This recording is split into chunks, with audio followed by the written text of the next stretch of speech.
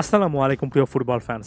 Argentina জাতীয় দলের জার্সিতে ৫৭টার মতো ম্যাচ খেলেছেন লো চেলসো, যেখানে ৩টা গোল, ১৫টার মতো অ্যাসিস্ট আছে এবং সবচেয়ে বড় কথা মিডফিল্ডে যে পজিশনে তিনি খেলেন সেখানে তার পারফরমেন্সটা বেশিরভাগ সময় কিন্তু ভালোর দিকেই থাকে এবং বিশেষ করে লিওনেল মেসির সঙ্গে মাঠের মধ্যে তার একটা কম্বিনেশন প্রায় সময় দেখা যায়। জাতীয় দলের কনটেক্সটে যে লো চেলসো এতটাই গুরুত্বপূর্ণ প্লেয়ার, যার ইনজুরি সংক্রান্ত ইস্যুতে লিওনেল স্ক্যালোনি অনেক বেশি করে চিন্তিত হয়ে পড়েন এবং ইনজুরি থেকে ফিরে আসলে যে প্লেয়ারটাকে একেবারে অনেকটা অটোমেটিক চয়েস হিসেবে কোনো না কোনোভাবে স্ক্যালোনির দলের সঙ্গে নিয়ে নেন, তার ক্লাব ক্যারিয়ার সত্যিকার অর্থে দুর্দান্ত হওয়া উচিত, এটাই স্বাভাবিক। তবে আফসোসের সঙ্গে বলছি এবং এটা সত্যিকার অর্থেই একটা ফ্যাক্ট যে লো চেলসো ক্লাব ফুটবলে গত কয়েক বছর ধরে সেভাবে থিতুই হতে পারছেন না।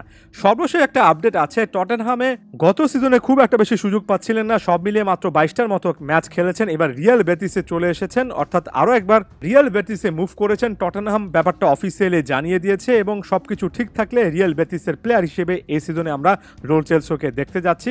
রিয়াল বেতিসে এর আগেও এসেছিলেন এবং লো চেলসোর ফুটবল ক্যারিয়ারে যে জিনিসটা সবচেয়ে বেশি গোল মেলে, এই মুহূর্তে আপনি যে ছবিটা দেখছেন সেটা কিন্তু ট্রান্সফার হিস্ট্রি। সেটা যদি একেবারে নিচ থেকে দেখেন, একটা সময় রোজারিও সেন্ট্রাল থেকে প্যারিস সেন্ট জার্মেতে এসেছিলেন, তারপর প্যারিস সেন্ট জার্মে থেকে আবার রোজারিও সেন্ট্রালে লোনে গিয়েছিলেন, এভাবে একটার পর একটা ডিলে মাঝখানে কয়েকদিন আমরা তাকে প্যারিস সেন্ট জার্মেতে দেখেছি, তারপর মাঝখানের দিনগুলোতে রিয়াল বেতিসে দেখেছি, আবার রিয়াল বেতিস থেকে টটেনহামে দেখেছি।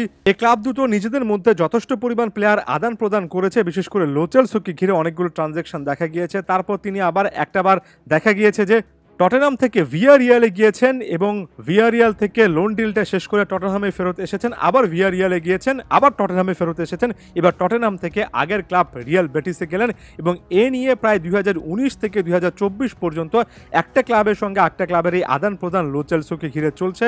সত্যিকার অর্থে অনেকটা ফুটবলে যেমন এন্ড টু এন্ড আক্রমণ দেখে আমরা এক অর্ধ থেকে বল অন্য একটা অর্ধে যায়, ঠিক তেমনি লো চেলসো একটা ক্লাব থেকে অন্য একটা ক্লাবের একের পর এক লোন ডিলে কিন্তু এখানে যাচ্ছেন, পার্মানেন্ট কোনো একটা ক্লাবে হতে পারছেন না। কেন হতে পারছেন না, এটা আমার কাছে সবচেয়ে সারপ্রাইজিং একটা ফ্যাক্ট বলে মনে হয়।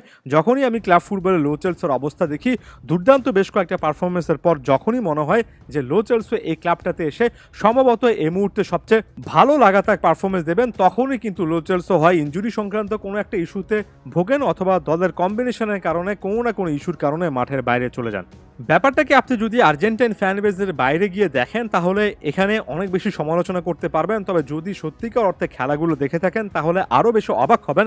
কারণ লো চেলসোর মতো একজন প্লেয়ারের ক্ষেত্রে কেন এই ব্যাপারটা হয়, কেন ইনজুরি সংক্রান্ত ইস্যু, কোনো একটা পজিশনের জন্য কম্পিটিশন, ট্যাকটিক্যাল প্রেফারেন্স, এসব নানা রকমের ছুতো দেখিয়ে আসলে লো চেলসোকে বসিয়ে রাখা হয় কিংবা লো চেলসো সেভাবে গেম খেলতে পারে না। আমার কাছে ক্লাসিক্যাল আরও একটা এক্সাম্পল বলে মনে হয়, একটা বাজে এক্সাম্পল, যেভাবে একজন আর্জেন্টাইন প্লেয়ার সত্যিকার অর্থে ক্লাবগুলোর সঙ্গে নেগোসিয়েশন করতে পারেন না, লো চেলসো কিংবা তার এজেন্টদের যে এখানে একেবারে ক্লিয়ার কাট একটা উইকনেস আছে সেটা বছরের পর বছর স্পষ্ট হয়েছে। সেটা যাই হোক, রিয়াল বেতিসও একটা সময় দুর্দান্ত পারফরমেন্স দিয়েছিলেন। আমার কাছে মনে হয় এবার এসে লো চেলসো নিজের কিন্তু দায়িত্ব নিয়ে থিতু হতে হবে, একটা ক্লাবে নিজের ক্যারিয়ারের অন্তত ১-২-৩ বছর চিন্তা করতে হবে যেখানে তিনি ধারাবাহিকভাবে খেলতে পারেন। বেতিসে এসেছেন ভালো কথা, এখন একটা কমপ্লিট সিজন তার কিন্তু এখানে খেলা উচিত, নিজেকে স্টার্টিং লাইন আপে রেগুলার নেওয়া উচিত। সেটা পারবেন কিনা সেটা সবচেয়ে বড় প্রশ্ন থাকছে।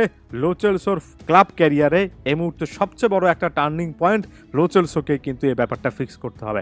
ধন্যবাদ সবাইকে।